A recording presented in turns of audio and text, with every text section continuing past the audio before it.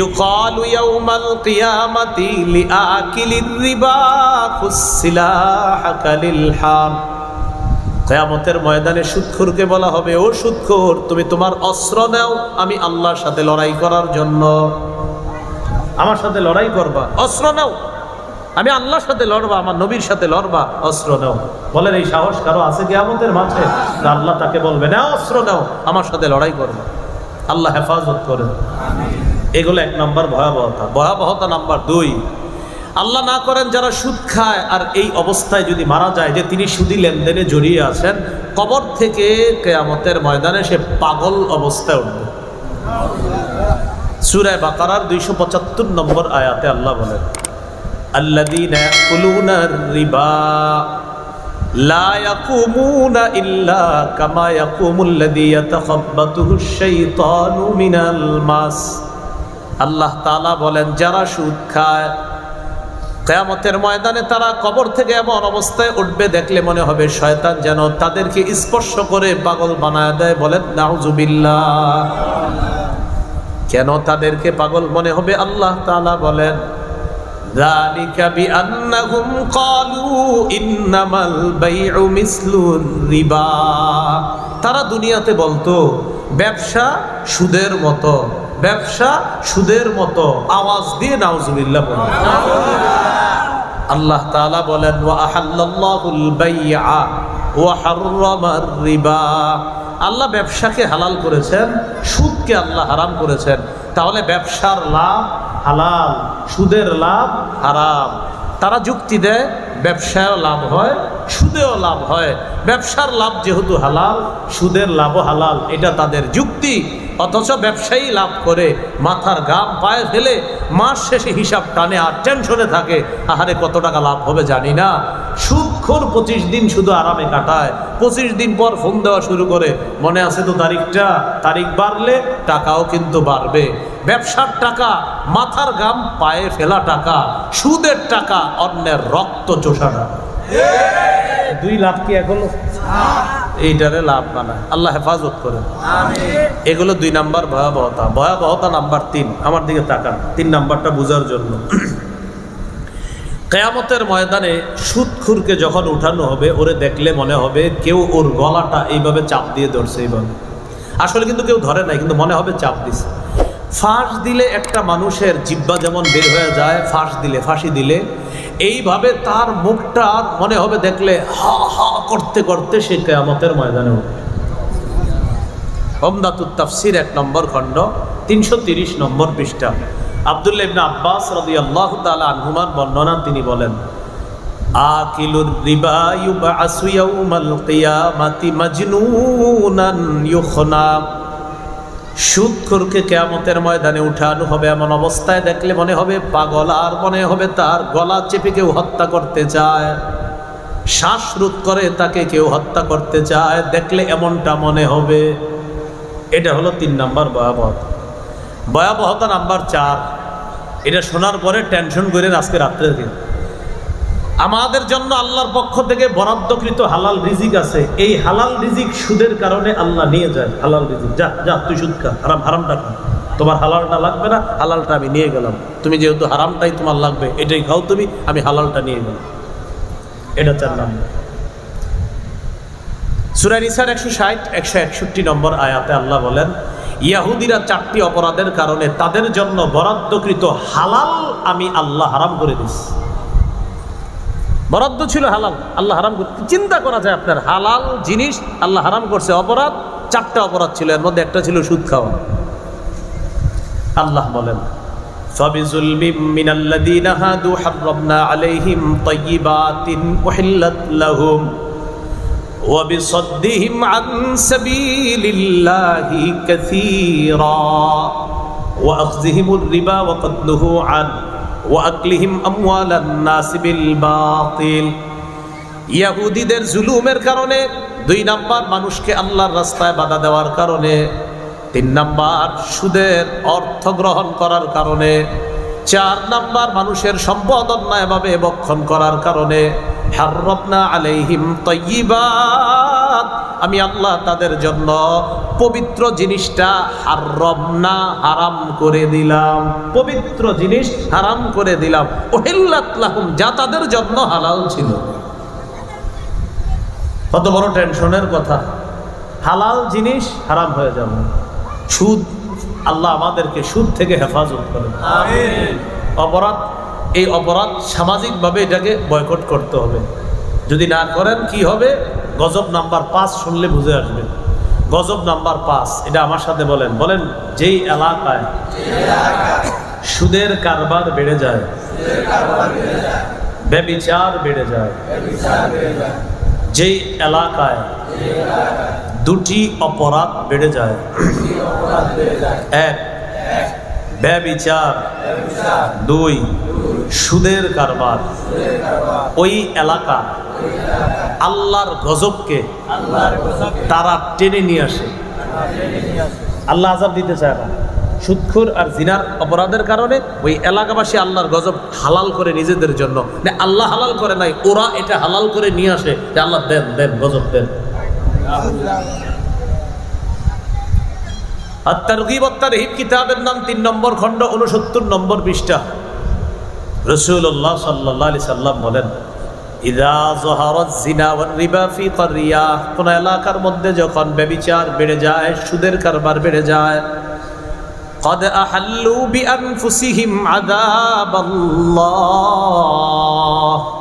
ওই এলাকাবাসী আল্লাহর আযাব বৈধ করে নেয়, আল্লাহর আযাব ত্বরান্বিত করে, আল্লাহর আযাব তারা তাদের জন্য হালাল করে নেয়। নাউজুবিল্লাহ। এগুলো 5 নাম্বার গজব। গজব নাম্বার 6, বলেন, যে এলাকায় সুদের কারবার হয় ওই এলাকায় দুর্ভিক্ষ লাগে, ব্যবসায়ীরা আগের মতো ব্যবসায় বরকত পাবে না, মুরগির ফার্ম যার আছে আগের মতো ওর ব্যবসা উন্নতি হবে না, মাছের ঘের আছে বেচারার মাছ আগের মতো পাবে না। আগে মা বোনরা লাউ পাইতো 50টা 60টা ঘরের চালে, এখন 10টা 5টাও পায় না। সকালবেলা শীতকালীন সবজি দিয়ে আপনার 6-7 মাস চলে যেত আগে ঘরে গ্রামগঞ্জে, এখন আপনার হাহাকার করতে হয় মানুষের একটু শীতকালীন সুন্দর সবজি খাওয়ার জন্য। কেন? কোত্থেকে আসবে এই টেনশনে থাকতে হয়। মা তার সন্তানকে দুধ পান করানোর জন্য বুকে দুধ পায় না, লেকটোজেন 1, 2, 3, 4 খাওয়াইতে হয়। কেন? সুদখোরের কারণে চারদিকে দুর্ভিক্ষ লাগে। দলিল মুসনাদে আহমদ 17822 নম্বর হাদিস। এই হাদিসের মধ্যে আছে রাসূলুল্লাহ সাল্লাল্লাহু আলাইহি সাল্লাম বলেন, মা মিন কওমিন ইয়াযহারু ফীহিমুর রিবা, কোন এলাকার মধ্যে যখন সুদের কারবার বেড়ে যায়, ইল্লা উখিযু বিসানা, ওই এলাকা আল্লাহ তাআলা দুর্ভিক্ষের গজব দ্বারা পাকড়াও করেন। দুর্ভিক্ষের গজব আসে। ব্যবসা কেমন চলতেছে? হুজুর ভালো না। সবার একই কথা, সবার একই কথা। বেচারা হালাল ব্যবসা করে, ওর গজব কেন? সুদখোরের কারণে। এই জন্য এলাকায় যারা সুদখোর ওদেরকে খুঁজে খুঁজে চিহ্নিত করে বের করে হাতে পায়ে ধরে বলেন, ভাই তুমি সুদের কারবার ছেড়ে দাও, যদি সুদ ছাড়তে না পারো এলাকা ছেড়ে দাও। না, এটা ঠিক না, এটা আমি কুইছি দিকে ঠিক। ওরে যদি এলাকা ছাড়া করেন, ও তো আরেক এলাকায় গিয়ে এই ভাইরাস ছড়াই দেবে। আপনাদেরটা আপনারাই সংশোধন করেন। ওরে হাত পা ধরে সুদের থেকে হিলফুল ফুজুল কোথায়? হ্যাঁ, হিলফুল ফুজুল না, এই হিলফুল ফুজুলের সাথীরা আপনারা ওদের পায়ে ধরবেন। কে? আপনারা সামাজিক কাজ করেন, ওদের পায়ে ধরেন প্রয়োজনে। আমারে নিয়েও যদি হয় যে হুজুর আপনি আয়ান, আপনার সহ পায়ে ধরবো, আমি রাজি আছি। আমি জানি সুদের ভয়াবহতা কতটা ভয়ঙ্কর, এই জন্য আমি ওই সুদখোরের পায়ে ধরতে রাজি যে আপনি সুদ ছেড়ে দেন। এটা নিয়ে আমি লম্বা পড়াশোনা করেছি, এই জন্য বললাম। আমি ওরে এটা পায়ে ধরে বলতে পারি যে এটা ছেড়ে দেন, কারণ ও সুদ এটার মাধ্যমে শুধু নিজেরে শেষ করতেছে না, ওর পরবর্তী প্রজন্মকেও শেষ করে যাচ্ছে। এই জন্য আমি বলছি, ওর পায়ে ধরে হলেও, প্রজন্মকে বাঁচানোর জন্য হলেও ওর পায়ে ধরতে আমিও রাজি আছি। পায়ে ধরে হলেও এর এই অপরাধ থেকে বাঁচান। কিন্তু জানেন, সুদের ব্যাপারটা আমাদের কাছে এখন কোনো অপরাধই না। লেভেল ইসলাম। কি লেভেল? ইসলামের লেভেল। খুঁটিতে লেখা, দেয়ালে লেখা, আহাল্লাল্লাহুল বাইয়া ওয়া হাররামা রিবা, আল্লাহ ব্যবসা হালাল করছে, সুদ হারাম করছে, দেয়ালে লেখা, সব জায়গায় লেখা। অথচ ঘরের ভিতরে সুদের কারবার চলতেছে। আল্লাহ হেফাজত করেন। ভাই সুদ খায়েন না। এই হলো 6 নাম্বার গজব। গজব নাম্বার 7, সুদখোর যদি সুদি লেনদেন অবস্থায় মারা যায়, আল্লাহ না করেন, আল্লাহ না করেন, আল্লাহ না করেন, আল্লাহ যেন এই মৃত্যু কারো না দেয়, যদি মৃত্যু হয়েই যায় কিয়ামত পর্যন্ত পেটে বড় বড় সাপ নিয়ে সে এই গজবের মধ্যে থাকবে। ইবনে মাজাহ হাদিসের কিতাব 2273 নম্বর হাদিস। আবু হুরায়রা রাদিয়াল্লাহু তাআলা আনহুর বর্ণনা, তিনি বলেন, قال رسول الله صلى الله عليه وسلم أتيت ليلة أسري بي على قوم بطونهم كالبيوت فيها الحيات ترى من خارج بطونهم।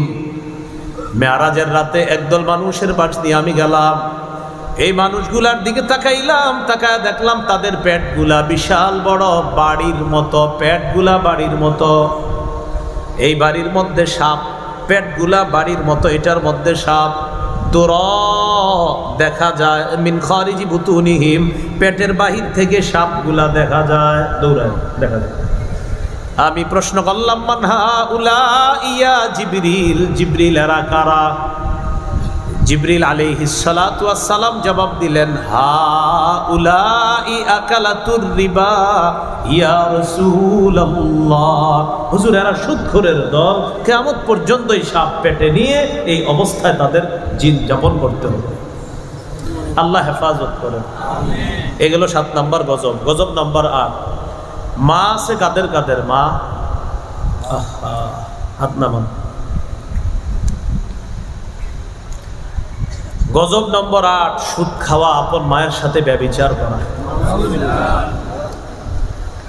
মাইকের আওয়াজ তো দূরেও যাইতেছে না, মহিলারা শুনতেছে না বাসা বাড়িতে? মা বোনরা, আপনার সন্তানকে আপনি সুদ খাইতে দিয়েন না। স্ত্রী যা আছেন, আপনার স্বামীকে বলেন হালাল টাকায় যতটুকু পারেন দিয়েন, হারাম টাকায় কিচ্ছু আনা দরকার নেই। আপনারা ছেলে আছেন যারা, বাবাকে বুঝান, আব্বা 12 মাসে 12টা প্যান্ট শার্ট পাঞ্জাবি গেঞ্জি আমার লাগবে না, হালাল টাকায় পারলে বছরে একবার ঈদে দিয়েন। এটাও যদি না পারেন, লাগবে না, আমি টিউশনি করে চলবো আব্বা, হারাম টাকায় কিচ্ছু দিয়েন না। মেয়ে যারা আছেন, বাবাকে বলেন হারাম টাকার কসমেটিক্স চাই না আমি, হালাল টাকায় পারলে দিয়েন, হারাম টাকায় দিয়েন না। আমি বিশ্বাস করি কোনো মা যখন তার সন্তানকে সুদ ছেড়ে দিতে বলবে, স্ত্রী যখন স্বামীকে বলবে, সন্তান যখন বাবাকে বলবে, কন্যা যখন বাবাকে বলবে, এই পুরুষ রাতে বিছানায় মাথা যখন বালিশের সাথে লাগাবে, সে চিন্তা করবে আমার মা চায় আমি সুদ না খাই, আমার বিবি চায় আমি সুদ না খাই, আমার ছেলে চায় আমি সুদ না খাই, আমার মেয়েটা চায় আমি সুদ না খাই, আমার পরিবার যখন চাইতেছে আমি সুদ না খাই, মিলে মিশে হালালভাবে আমরা কষ্ট করে হলেও চলবো, পরিবার যখন আমাকে সাপোর্ট করতেছে, তারাও যখন আমার এই কষ্টের ভাগিদার হতে রাজি, আজকে থেকে আমি সুদ খাবো না। একটা মানুষ সুদ কেন খায়? পরিবারের জন্য। একটা মানুষ সুদ কেন খায়? সন্তানের ভবিষ্যৎ উজ্জ্বল করবে, উন্নতি করবে। সেই সন্তান যখন বাবাকে বলবে আব্বা এগুলো আমার লাগবে না, আমি আশাবাদী ওই পুরুষ ভাববে যে আমার পরিবার যখন আমাকে সাপোর্ট করবে আমি সুদ খাবো না। এই জন্য প্রিয় ভাইয়েরা, পারিবারিক সাপোর্ট বড় প্রয়োজন একটা ব্যক্তির সুদ থেকে ফেরানোর জন্য। পারিবারিক সাপোর্ট অনেক বেশি দরকার। আপনার বলতে হবে আমরা 2 বেলা খাবো, আপাতত আমরা গোস মাছ কিছু খাবো না, হালাল টাকায় কম টাকায় যতটুকু পারি আমরা খাবো। পরিবারের সবাই এই বিষয়ে একমত হতে হবে। তাহলে দেখবেন পরিবারের ওই ইনকাম সোর্স যে মানুষটা, ওই মানুষটা ইনশাল্লাহ হারামে পা বাড়াবে না, হাত বাড়াবে না। ওলামায়ে হযরতরা আছেন, পরামর্শটা এরকম সুন্দর হয় না বিষয়টা? পরিবার যদি সাপোর্ট করে, এই লোক সুদ খাবে না। মানুষ সুদ খায় কেন? পরিবারের জন্যই তো খায়। আল্লাহ আমাদেরকে হেফাজত করে। ইবনে মাজার 2274 নম্বর হাদিসের বর্ণনা। আর রিবা 70 হুবা, পরের বর্ণনা আসছে সালাসাতু ওয়া 70 হুবা। সুদের 73টি শাখা, ভাগের বর্ণনায় সুদের 70টি শাখা, সুদের গুনাহের 70টি শাখা। আইসারুহা আইয়ানকিহার রাজুলু উম্মা, সর্বনিম্ন শাখা আপন সন্তান, আপন মাকে বিয়ে করা, মানে তার সাথে ব্যভিচার করা। আল্লাহ আমাদেরকে হেফাজত করে। গজব নাম্বার 9, সুদ খাওয়া মানে নিজের দুনিয়া ধ্বংস করা, আখিরাত বরবাদ করা। দেখেন, দুনিয়া ধ্বংস এটা তেমন টেনশনের বিষয় না, কারণ দুনিয়া একদিন ধ্বংস হয়ে যাবে, শেষ। কিন্তু আখিরাতে যদি জান্নাত হারান, এটা বড় টেনশনের বিষয়। সহিহ বুখারীর বর্ণনা 2766 নম্বর হাদিস। قال رسول الله صلى الله عليه وسلم ইজতানিবুস সাবআল মুবিকাত। নবীজি বলেন তোমরা 7টি ধ্বংসাত্মক অপরাধ থেকে বাঁচো। সাহাবীরা প্রশ্ন করলেন ওয়ামা হুন্না ইয়া রাসূলুল্লাহ, হুজুর 7টি ধ্বংসাত্মক অপরাধ কি আপনার কাছে জানতে চাই। নবীজি বললেন 1 নাম্বার শিরকু বিল্লাহ, আল্লাহর সাথে শিরিক করা। 1 নাম্বার আল্লাহর সাথে শিরিক করা। আল্লাহর সাথে শিরিকের বিষয়গুলা এমন অবস্থায় পৌঁছে গেছে, শিরিকের বিষয়গুলা এখন শিরিককে কেন্দ্র করে যারা যারা উৎসবে আপনার শুভেচ্ছা জানায় নাই তাদের নাম হয়তো লিস্ট হইতে পারে, কেন শুভেচ্ছা জানাইলেন না, বুঝলেন? এমন পর্যায়ে শুভেচ্ছা চলে আসছে এখন শিরিককে শুভেচ্ছা। আমি টেনশনে আছি যে আমিও এখনো জানাই নাই, হয়তো প্রতিনিধি দল নিয়ে আমারও যাইতে হবে শুভেচ্ছা জানানোর জন্য শিরিককে। শিরিকের শুভেচ্ছাটা এমন পর্যায়ে বুঝে গেছে মনে হচ্ছে শিরিক আমার জীবন, শিরিক আমার মরণ। নাউজুবিল্লাহ পড়ুন। হ্যাঁ, এমন পর্যায়ে চলে গেছে। শিরিককে শুভেচ্ছা না জানানোটা হইতে পারে আপনাদের লাভ লিস্টই হবে কারা কারা শুভেচ্ছা জানান নাই। 7টি অপরাধ থেকে বাঁচো। 1 নাম্বার শিরিক। 2 নাম্বার ওয়াসসিহরু, জাদু। 3 নাম্বার ওয়াকাতলুন নাফসিল্লাতী হারামাল্লাহু ইল্লা বিল হক, অন্যায়ভাবে কাউকে হত্যা করা। 4 নাম্বার আকলুর রিবা, সুদ খাওয়া। 5 নাম্বার আকলু মালিল ইয়াতীম, এতিমের সম্পদ ভক্ষণ করা। 6 নাম্বার ওয়াতাওয়াল্লি ইয়াউমাজ জাহফি, জিহাদের ময়দান থেকে পলায়ন করা। 7 নাম্বার ওয়াকাযফুল মুহসানাতিল মুমিনাতিল গাফিলাত, সতীসাদী মুমিন নারীর উপর মিথ্যা অপবাদ দেওয়া। এই 7টা অপরাধ আমাদেরকে ধ্বংস করে ছাড়বে। এর মধ্যে সুদ খাওয়া আছে না নাই? গজব নাম্বার 10, যারা সুদ খায় অবস্থায় যদি মারা যায়, মরার পর রক্তের নদীতে সাঁতার কাটবে কিয়ামত পর্যন্ত, কিয়ামতের আগেও নদীর কিনারায় যেতে পারবে না। সহিহ বুখারীর 2085 নম্বর হাদিস। ফজরের নামাজের পর রাসূল সাল্লাল্লাহু আলাইহি সাল্লাম সাহাবীদের দিকে ফিরে বসলেন। ইমাম সাহেবরা দেখবেন ফজরের পরে মুসল্লিদের দিকে ফিরে বসে না? আপনাদের কয়েকজন আওয়াজ দিলেন বসে, বাকিরা বললেন না কেন? বাকিরা কেন বলেন না জানেন? অনেকে টেনশনে পড়ে গেছে, ইমাম সাহেব ফজরের পরে কি উনি কি উঠা যায় না ঘুমায় না দক্ষিণে উত্তরে যায়, আমরা তো জানি না, তাই আমরা কিচ্ছু জানি না। এটা ভালো একটা, কারণ হুজুর যে কি করে ফজরের পরে এটা জানতেই হতো আগে। এই জন্য বুদ্ধি করে অনেকে চুপ ছিল যে হুজুর আমরা তো আসলে কিভাবে বলবো বিষয়টা। এই জন্য এতক্ষণ নাউজুবিল্লাহ সবার জোরে শোনা গেছে, কিন্তু যেই বললাম ফজরের পর ইমাম সাহেব বসে না, এই পাশ থেকে কয়েকজন এই পাশ জি ফজর বইরেন। ইন্না লিল্লাহি ওয়া ইন্না ইলাইহি রাজিউন। রাসূল সাল্লাল্লাহু আলাইহি সাল্লাম ফজরের পর সাহাবীদেরকে বললেন, কয়টা নিয়ে বলবেন ওয়াজ? বলেন ওয়াজ সব নিয়ে করতে হবে। সাহাবীদেরকে জিজ্ঞাসা করলেন, স্বপ্ন দেখছো রাতে? কেউ কোনো কথা বলেন। নবীজি বললেন, আমি একটা ঘটনা কালকে ঘটছে আমার সাথে, এটা তোমাদেরকে শোনাই। নবী বললেন, রাআইতুল লাইলাতা রাজুলাইনি আতায়ান, রাতে দেখলাম 2 ব্যক্তি আমার কাছে আসছে। ফাআখরাজানি ইলা আরদিন মুকাদ্দাসা, আমাকে একটা পবিত্র জমিনে নিয়ে গেছে। ইনতালাকনা, চলতে লাগলাম। হাত্তা আতাইনা আলা নাহরিম মিন দাম, একটা নদীর কাছে গেলাম, ওই নদীর মধ্যে রক্ত। আমি নদীর দিকে তাকাইলাম, তাকায়া দেখলাম ফিহি রাজুলুন কাইম, নদীতে এক ব্যক্তি দাঁড়িয়ে আছে। ওয়া আলা ওয়াসতিন নাহরি রাজুলুন বাইনা ইয়াদিহি হিজারা, নদীর কিনারায় এক ব্যক্তি দাঁড়িয়ে আছে, তার সামনে পাথর। ফাআকবালা আর-রাজুলুল্লাযী ফিন নাহরি, নদীর মাঝখানের লোকটা নদীর কিনারায় যাইতে চায়। আরাদা আইয়াখরুজা, বের হইতে চায়। যেই মাত্র নদীর কিনারায় যায়, রামাল্লাযী আলা ওয়াসতিন নাহরি বাইনা ইয়াদাইহি হিজারা, রামা বিহাজারিন ফি ফাআলকামাহু হাজারা, বাতের রত্ন মুখে যেমন ঢুকায়া দেয়, নদীর কিনারার লোকটা একটা পাথর তার মুখের ভিতরে এইভাবে ঢুকে দেয়। রদ্দাহু হাইসু কানা, লোকটা আবার মাঝখানে চলে যায়, আবার সাঁতার কাটে, আবার পাথর খায়। বুখারীর অন্য বর্ণনা আছে আলকামাহু হাজারা, আলকামা লোকমা থেকে লোকমার মতো মুখের ভিতরে ঢুকায়া দেয়, যা আবার মাঝখানে যায়। রাসূল সাল্লাল্লাহু আলাইহি সাল্লাম বললেন, জিবরিল এটা কি, এই অবস্থা কেন? জবাব দিলেন, আল্লাযী রাআইতাহু ফিন নাহরি আকিলুর রিবা, যাকে নদীতে দেখলেন সে সুদখোর, এক তো পেটে সাপ আর এইভাবে সাঁতার কাটবে। আল্লাহ হেফাজত করেন, আমিন। গজব নাম্বার 11, বলেন যে সুদ দেয়, বলেন যে সুদ নেয়, যে সুদের কারবার লেখে। এই লেখেটা 3 বার বলেন, যে সুদের কারবার লেখে, এটা 3 বার বলেন, আবার বলেন, আবার বলেন। কি করে সুদের কারবার? লেখে। চাকরি বাকরি সাবধানে করতে হবে। তো যে সুদের কারবার লেখে। 4 নাম্বার যে সুদের সাক্ষী দেন। 4 শ্রেণীর উপর আল্লাহর অভিশাপ, রাসূলের অভিশাপ। নাসাইর বর্ণনা 5103 নম্বর হাদিস। রাসূল সাল্লাল্লাহু আলাইহি সাল্লামের সাহাবী আলী রাদিয়াল্লাহু তাআলা আনহু বলেন, লা'না রাসূলুল্লাহ সাল্লাল্লাহু আলাইহি ওয়াসাল্লাম আকিলার রিবা ওয়া মুকিলা ওয়া কাতিবা ওয়া শাহিদা। যে সুদ দেয়, যে সুদ নেয়, যে সুদের কারবার লেখে, যে সুদের সাক্ষী দেয়, সবার উপর আল্লাহ নবীর অভিশাপ। গজব নাম্বার 12, জেনে শুনে সামান্য পরিমাণ সুদ খাওয়া 36 বার জিনা করার চেয়ে বড় অপরাধ করা। মুসনাদে আহমদ হাদিসের কিতাব 21957 নম্বর হাদিস। ক্বালা রাসূলুল্লাহ সাল্লাল্লাহু আলাইহি ওয়াসাল্লাম, দিরহামু রিবান ইয়াকুলুহু আর-রাজুলু ওয়া হুয়া ইয়ালামু আশাদ্দু মিন 36 জিনা।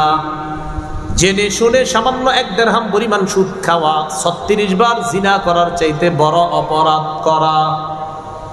গজব নাম্বার 13, সুদি লেনদেন অবস্থায় যদি কেউ মারা যায়, আল্লাহ না করেন, আল্লাহ নিজের উপর ওয়াজিব করে নেয়, তোরে আমি জান্নাত দিব না। আল মুস্তাদরাক লিল হাকিম হাদিসের কিতাব 2260 নম্বর হাদিস। عن عبد الله بن عمر رضي الله تعالى عنهما قال أربع حق على الله أن لا يدخلهم الجنة ولا يذيقهم نعيمها। নবীজি বলেন, আল্লাহ তাআলা 4 ব্যক্তির ব্যাপারে ওয়াজিব করে নেয়, 4 ব্যক্তিকে আল্লাহ জান্নাত দিবে না।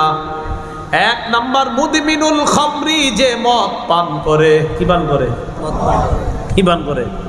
এই যে রাজকেরা মাদক দ্রব্য নিয়ে কথা বললো, এই মদ পান করে। মদ দ্বারা উদ্দেশ্য কি? পরের বর্ণনায় বলতেছি, দাঁড়ান।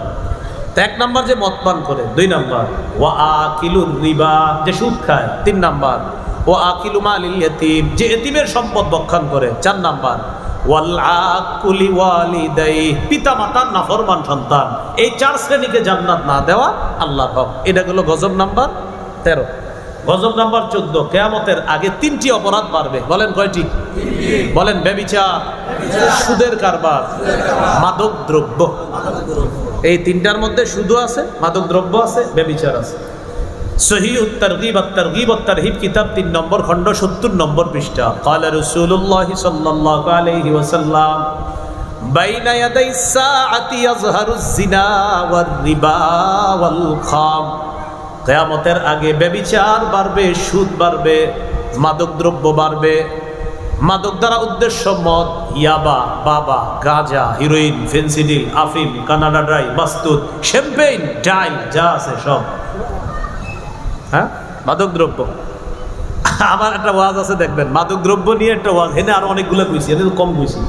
ওই জায়গায় দেখবেন কতগুলো নাম কইছি, কোথায় চাষ হয়, কিভাবে হয়, কেমনে আসে, একটা বয়ান আছে। কুই করছি ওই নবাবগঞ্জ, মনে হয় দোয়ার নবাবগঞ্জ, দেখলাম ওরা ছাড়ছে কারা জানি, ওই মাদক দ্রব্য নিয়ে বয়ানটা আছে। তো ওখানে আপনার এই চাষ হয় কিভাবে, কোত্থেকে হয়, তো ওই জায়গায় ওই আলোচনাটা আছে।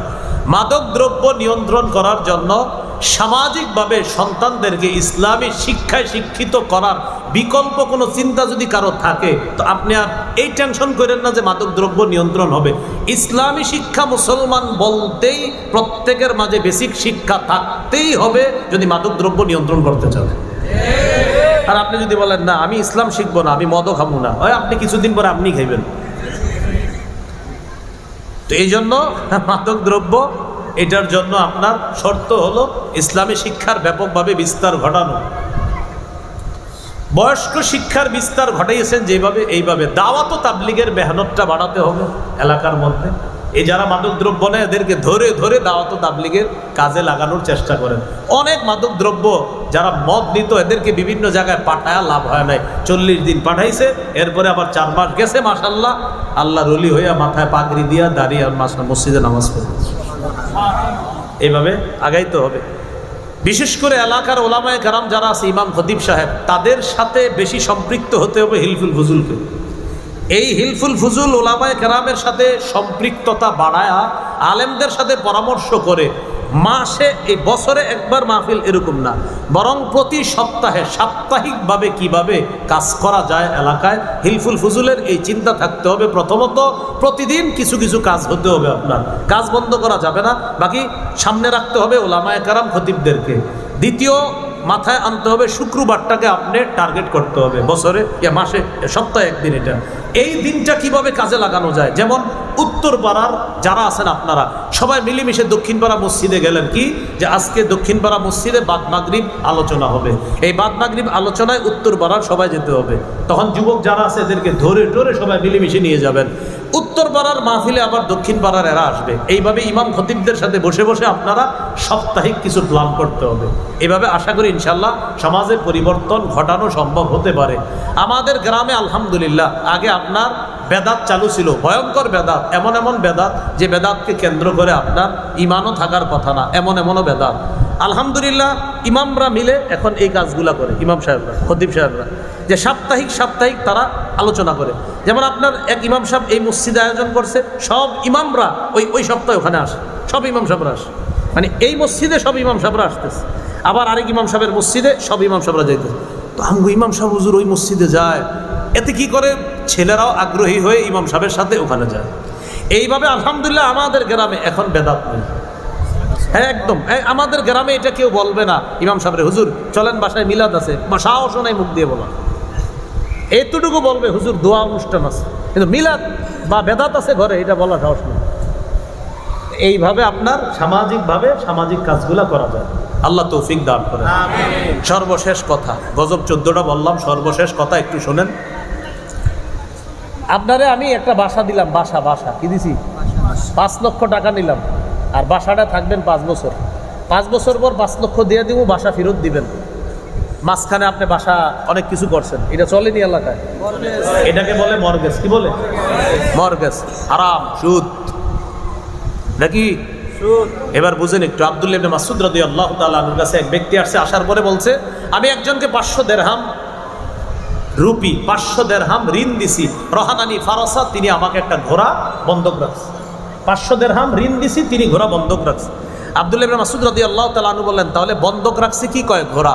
তুমি যদি বন্ধকি জিনিস ঘোড়ার উপরে চড়াও বা কাউকে চড়াও, এটা সুদ হবে, এই ঘোড়া দিয়ে কোনো উপকৃত হতে পারবা না। তাহলে মূলনীতিটা সবাই মুখস্থ করি, বলেন বন্ধকি বস্তু দিয়ে উপকৃত হওয়া জায়েজ নেই। ওনার কাছে একটা চেন রাখলাম, স্বর্ণের চেন, 5 লক্ষ টাকা আনলাম, ওনাকে 5 লাখ দিব, চেনটা ফেরত দিবে। উনি মায়া করে ওনার নাতনির গলায় দিছে চেনটা, ওনার নাতনি খুশি হয়েছে, আমার দাদা আমার এক চেন দিছে। এই 1 মিনিট খুশি প্রকাশ করে আবার চেনটা খুলছে। এই 1 মিনিট খুশিটা সুদের অন্তর্ভুক্ত না, এটা পড়ানো যাবে না। আমি মনে করেন গাড়ি দিয়ে আসতে তো পারি না, আপনাদের মাশাআল্লাহ রাস্তার যানজট ওই পাশেই রাইগা আসতেছে। তো যাই হোক, এই গাড়িটা যদি আপনাদের কাউকে আমি দেই, 1 লাখ টাকা ঋণ নিলাম, বন্ধক রাখলাম, এই গাড়ি যদি ময়লা হয় মাঝে মাঝে ঝাড়ু দিবেন, কিন্তু ভিতরে বৈশা দেখেন না এটা কেমনে চালান যায়। হ্যাঁ, এটা দেখা যাবে না যে একটু আমি ঘুরে আসি, আমি একটু ঢাকা গিয়া বিয়াটা খেয়ে আসি, না, হবে না। এটা শুধু বন্ধক হিসাবে রেখে দিবেন, এটা কিচ্ছু করবেন না। ময়লা হইলে খালি ঝাড়ু দিবেন, ঝামেলা হইলে আমারে জানাইবেন, আমি বলে দেবো এটা করেন, কিন্তু এটার ভিতরে বৈশা কোথাও যাওয়ার চিন্তা করেন না।